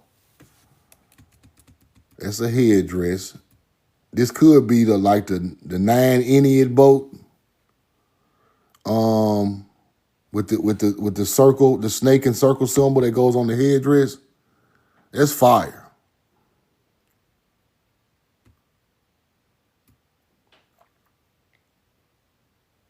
Now, Casey Macon, they go that ring right there, that rod and ring. Like we were talking about the rod and ring, the pillars, which is like I told y'all, which is cement. It looked like the builder with the stone, water. The lit is the triangle. Now, I don't know what this is right here. I got to find out what that means. This U. Find it out. Get that Casey Maker. Screenshot that. Let's look at that. You got to break that down. I don't know. I saw that a couple of times. Now, we all know the ancient horse comes from America. Is that Baal? Mary? Might be Baal. Might be the Baal. Might be the Baal arches. Might be. Y'all right? Y'all right. Fire. I ain't want to put it out there too fast. I got to look into it, but this is exactly what it looked like. Now we got the horse. Some type of meum at the bottom, which is water. Horse. Look like 3 pillars or something like that.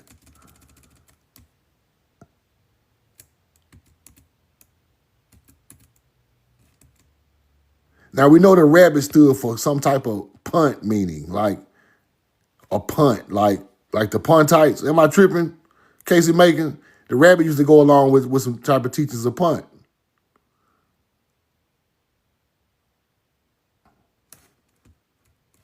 Chief?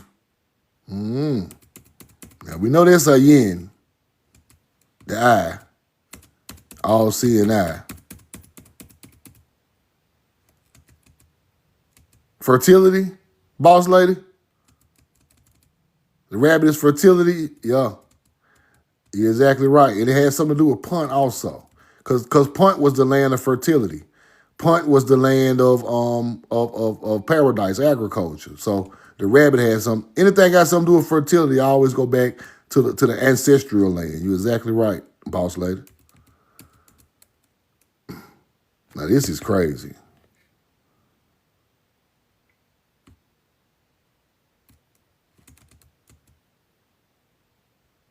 We have the the hawk, and the ibis.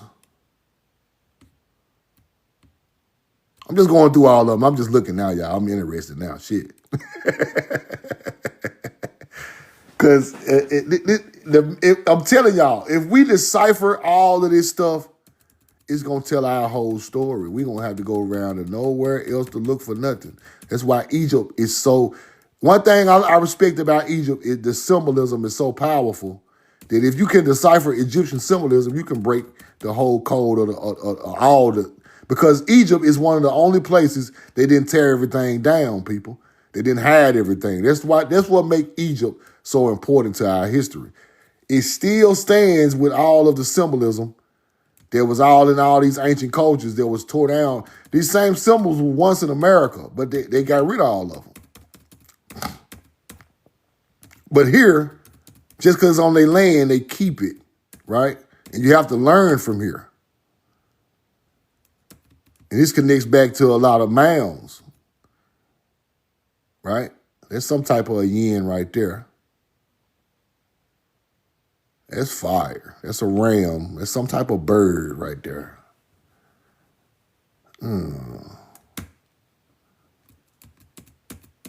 As you can see, the galactic X, they're like some type of plumed serpent. A yin, that's fire. Now, they say this is a calendar, people.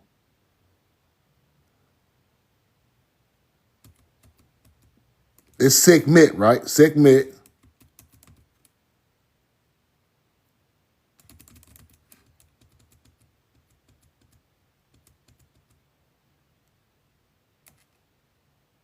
Fire.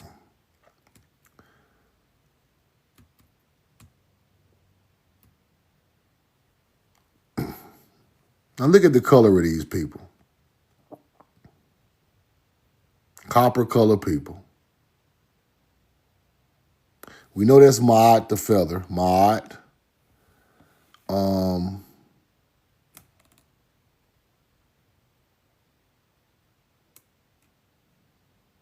That is fire.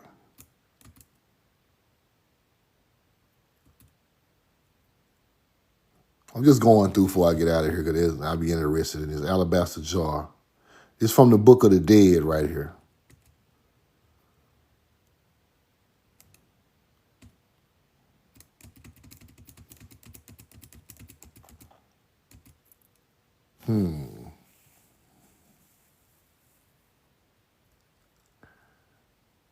Now we understand that the Ankh is the harvest season and the stars in the sky. So the harvest in Dalit, the harvest in the Nile Delta. When it's formed in the sky, the harvest comes from the Nile Delta, right? So I kind of get that. But this thing right here, I never understood. This flying mosquito-like object, I never could decipher that. I never found no hard evidence on what it means. I got an idea, but I can't never find a hard evidence on what it means. We know the feather is mod, but that right there, I could never. I'm still searching for that today. And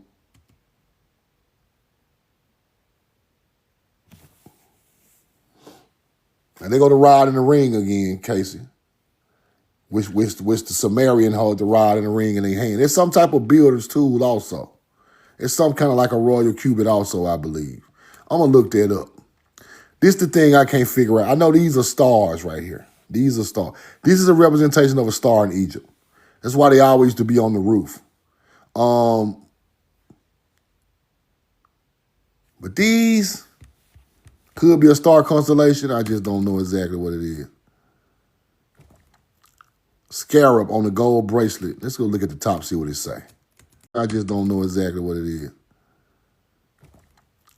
Scarab on the gold bracelet. Let's go look at the top, see what it say.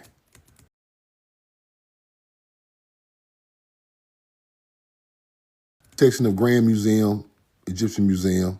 You still see several fine examples of carved hieroglyphs. They won't say what it is. They say this is a scarab beetle.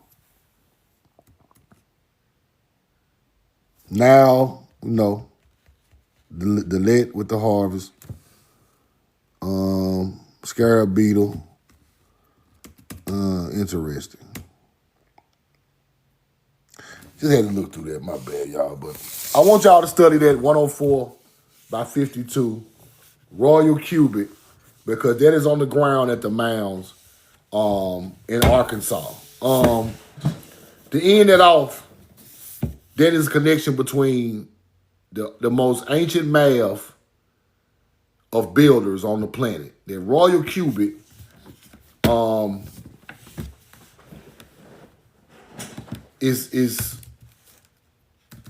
was the measurements used. So the Mounds are the base of the royal cubit, which is 104 by 52. Then you get you have pyramids in Egypt that's 104 by 52 also, but you have bigger ones that are 440 royal cubits, right?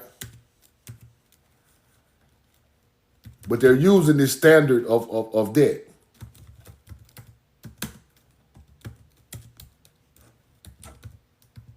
So it all starts with a base number and then it grows bigger, right?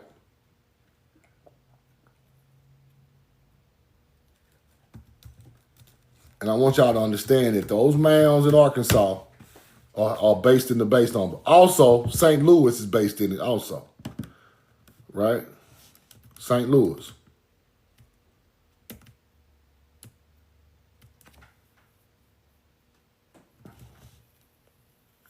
So these ain't no Native Americans, people. These are ancient melanated people, right? Building these mounds on the Mississippi River, who was here before everybody.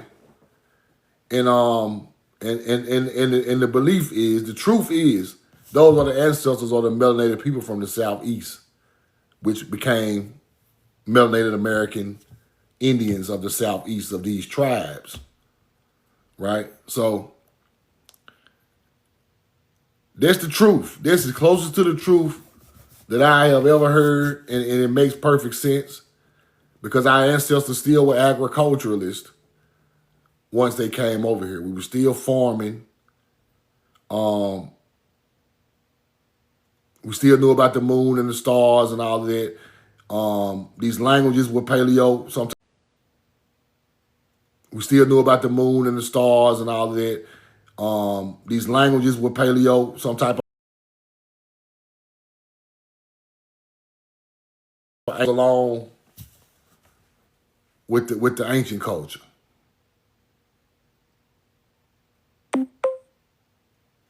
So now we have a broader story of our culture. We become spiritual.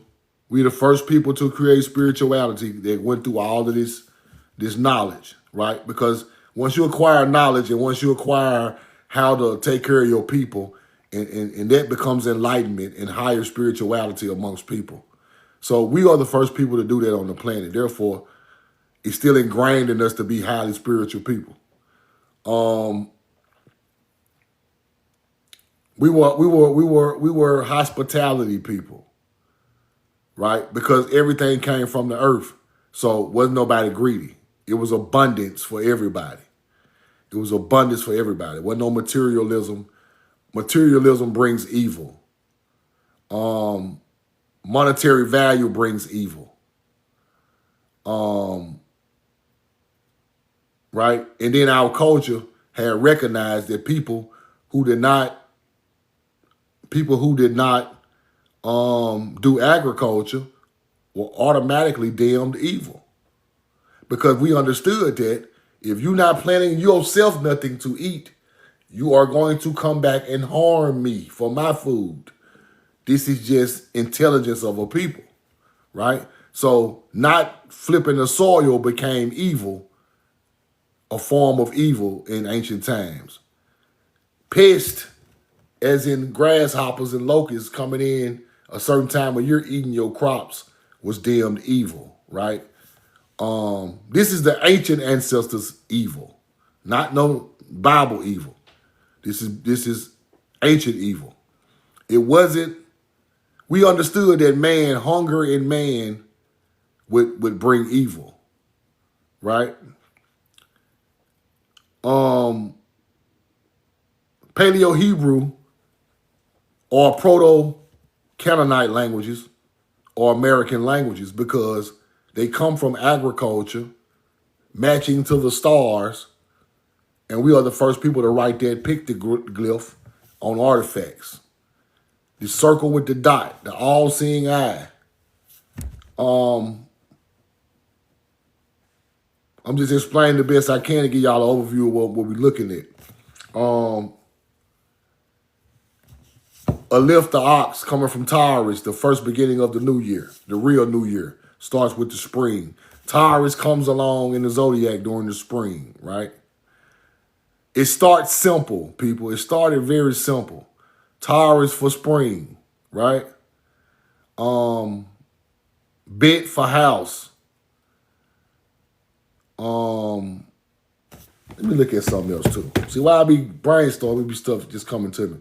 But bet for house, it started very simple, and then it gets very complicated as we learn all of the stars in the rotation of the universe, right?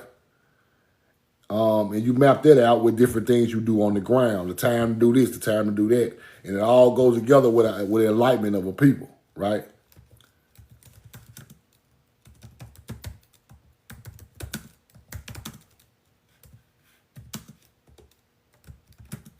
So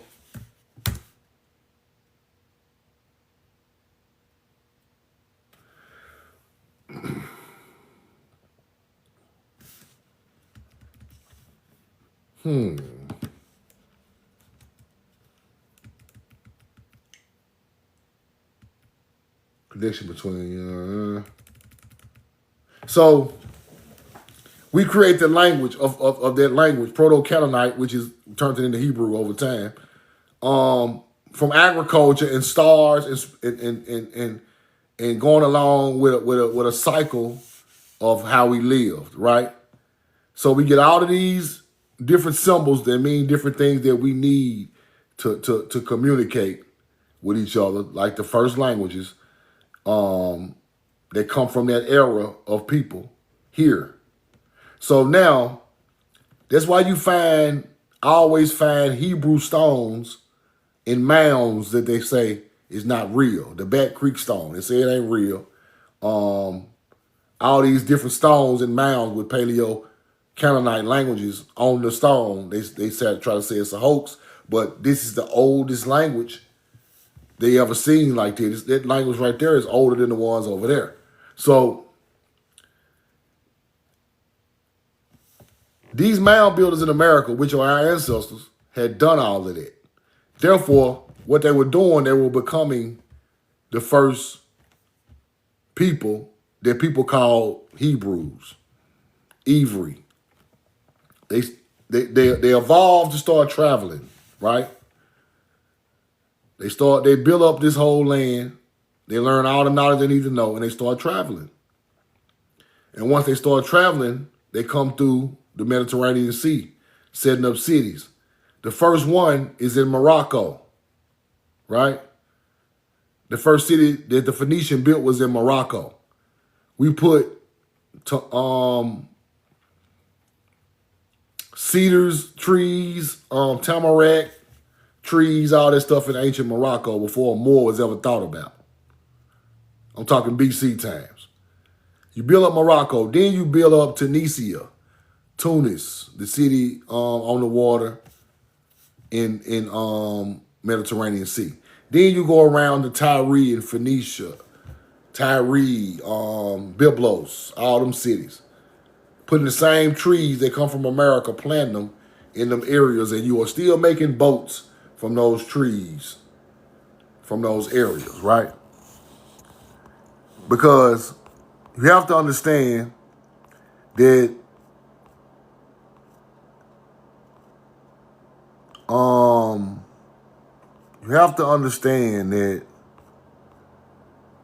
somebody bought these cultures to these places.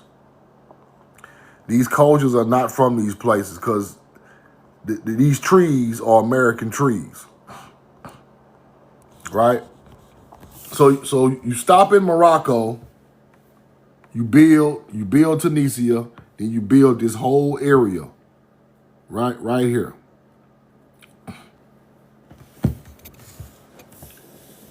You see that same tree that makes papyrus right here in the Nile Delta, which is right here.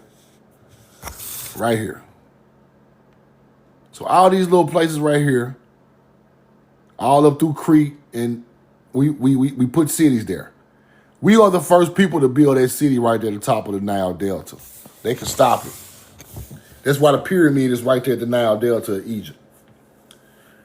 Now, people lived all the way down the Nile, but the Nile Delta was built the first place where that civilization started it. And I can always see where it's coming from.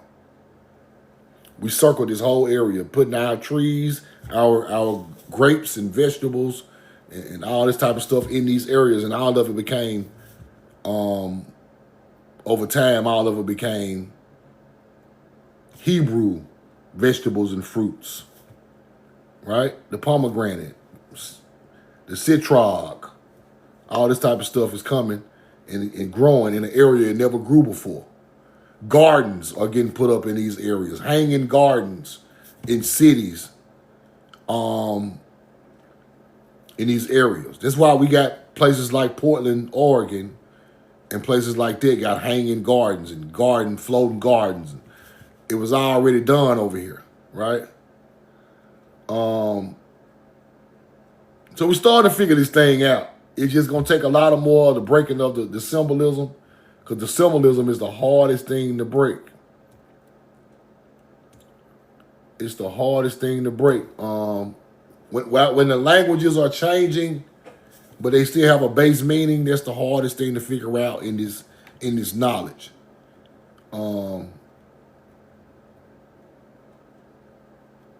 Without people trying to speculate about it, right? But to teach the truth, you got to have it all the way right.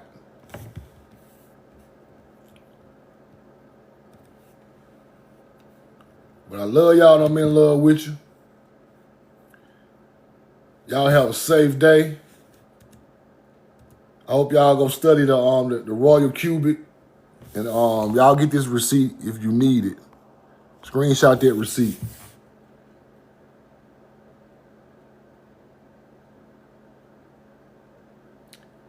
And you show people this is ancient knowledge of our people, built into a triangle of mounds on a river right off the Mississippi River. This is still the Mississippi Delta area, though. What this proves is, before I go, is that this is ancient knowledge, people. This is not no Native American knowledge. This is not no culture that just came around a couple of hundred years ago. Royal Cuban knowledge is at least from 3000 BC, people. At least. It pops up in Egypt 3000 BC. So if our people were doing it on the rivers off the Mississippi rivers and the Mississippi River, it had to be older than that, right? It had to be significantly older.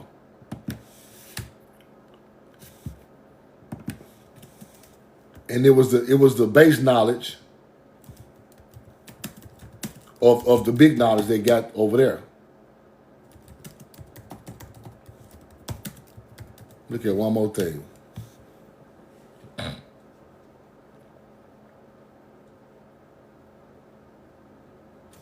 Okay. Cahokia got the same alignment, right?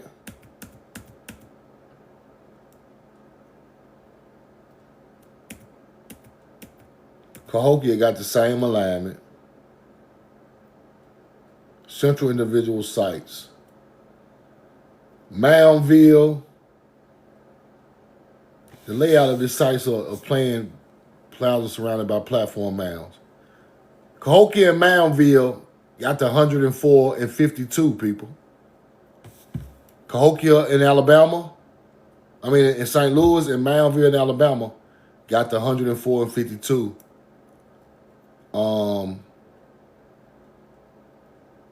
At the site. Let's look a little deeper.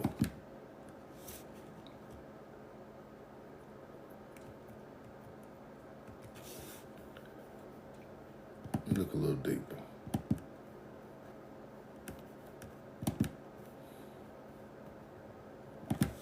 I know it's some more sites, but they won't show me. I know Cahokia and Moundville got it. The one in Arkansas on this receipt got it.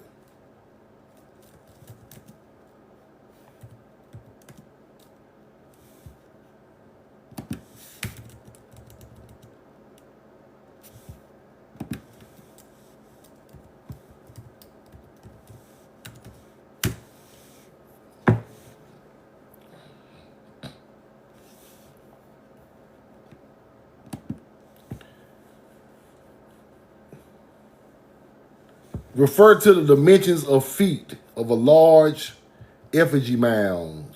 Effigy Mound National Monument has 104 and 52. Effigy Mound Monument.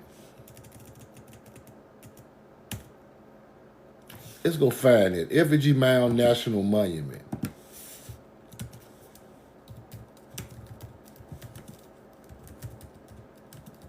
Trying to see what it said. I can't think of it right now.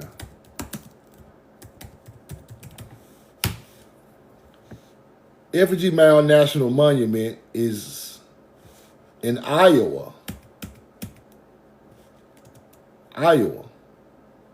Yellow River State Forest. Effigy Mound National Monument along the Mississippi River in Iowa.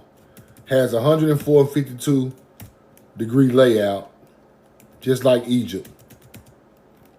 So that's Iowa, there's Moundville, Cahokia, and the one in Arkansas right here at the Plume Bayou Mounds. Sacred mound of the Royal Cuban. The people buried there had to be the ancestors. Some of these people buried there had to be the ancestors of these other cultures. Got to be. Across the water now. That's fire. I'm gonna do a little more research, but I love y'all. I'm in love with you. Appreciate y'all sticking with me, man. Shout out to everybody in the chat. 118,000 likes. If y'all want any hoodies, Excelder, what's up, brother? If y'all want any hoodies, y'all hop in the DM. I'm still taking orders. I'm finna mail out a couple of more today. If you ain't got your hoodie yet, it's coming this week. I got about probably like 8 orders I got to get out. So y'all bear with me. I'm dropping them. We dropping them off every day, 4 or 5 orders a day. So stick with me. I'm dropping off 4 or 5 today. So if you are in the 4 or 5 today that I'm dropping off, I'm gonna send you a DM with your package before I put it in the mail to show you it's on the way. I just start doing it to let people know when their stuff should be arriving, man. Appreciate y'all. I love y'all. I appreciate all the support on YouTube, TikTok. Appreciate everybody buying the hoodies. Did you get your shirt? Where my boy at? Benjamin Zeus, you got your shirt? Coach Fred, I got you coming up too, bro. Anybody want hoodies, hop in the DM. All right, Benjamin Zeus got his shirt. There's love. Just make sure it landed, bro. Y'all have a safe day. Y'all study this about the royal cubit and how ancient stuff was built. And then you can see, when you go to the layouts of these things, you can see the ancient culture instead of the new native culture. They're trying to give away our ancient monuments built with ancient math and astrology, people. And I'm not going to let them do it. Love you, done been in love with you. Could live at the gun, roll the corn. We know the truth now. Hop in the DM if you want some hood.